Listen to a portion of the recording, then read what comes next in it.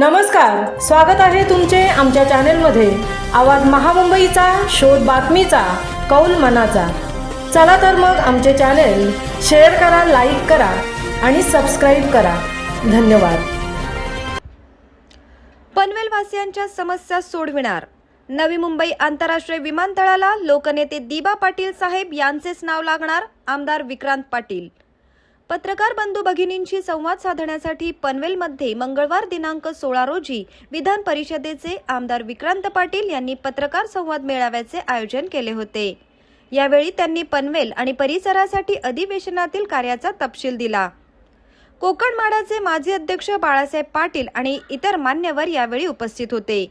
यावेळी त्यांनी नैना प्रकल्पात शेतकऱ्यांसोबत राहून शेतकऱ्याचे प्रश्न सोडवण्याचे प्रयत्न केल्याचे सांगून त्यांच्या प्रयत्नाला यश आल्याचे सांगितले।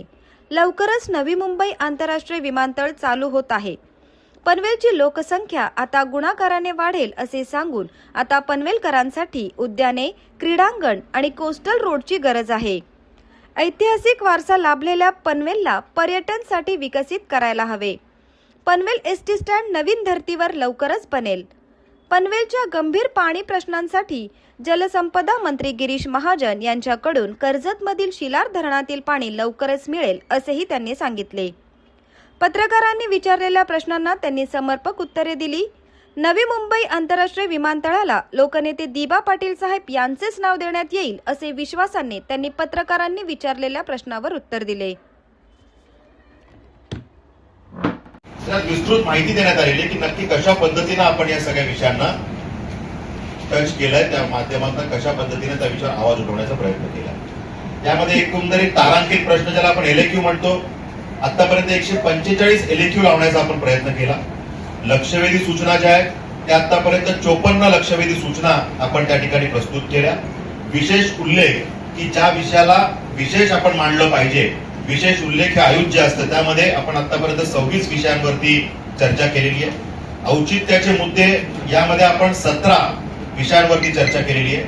अल्पकालीन चर्चा ज्यात विस्तृत बोलता येतं असे 2 महत्वाचे विषय आतापर्यंत आपण त्यात चर्चा केलेली आहे। आणि अर्धा तास चर्चा हे जे काही आयुध असतं त्यामध्ये आपण 7 अर्धा तास चर्चांवरती त्या ठिकाणी विषय करणार आहे आणि 10% थेट कमी होणार आहे।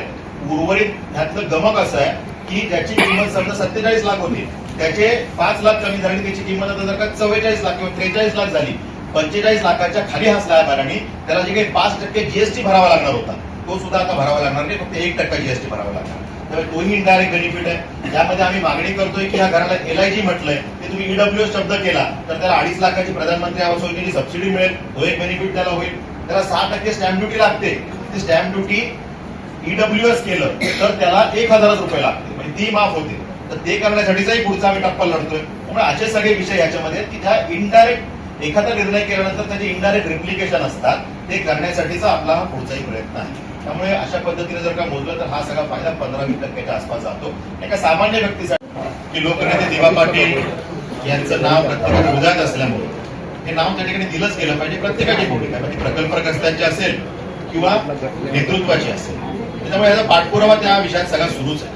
आता या विषयात काम करताना ज्या काही प्रक्रिया सुरुवातीला करायची त्या प्रक्रिया सगळ्या सकारात्मक झालेल्या आहेत। राज्याकडून प्रस्ताव जो केंद्राला जावा लागतो तो सुद्धा सकारात्मक गेलाय आणि केंद्राकडून आता ह्याची मान्यता बाकी असल्यामुळे या सगळ्या विषयामध्ये थोडासा वेळ लागतो। प्रलंबित विषय आहे, केंद्राकडे प्रलंबित आहे, त्याच्यामध्ये एकाच वेळेला 5 प्रस्ताव प्रलंबित आहे। म्हणजे नवी मुंबई आंतरराष्ट्रीय विमानतळाला दिबा पाटील साहेबांचं नाव देणं आहेच, पण कोल्हापूरच्या विमानतळाला राजश्री शाहू महाराजांचं नाव देण्याचा विषय प्रलंबित आहे।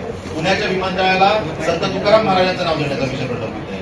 त्या ठिकाणी संभाजीनगर विमानतळाला छत्रपती संभाजी महाराजांचं नाव विषय देण्याचा प्रलंबित आहे। त्यामुळे हा सगळा विषय एकत्रित असल्यामुळे त्या एकत्रितच हा निर्णय त्या ठिकाणी होणार आहे।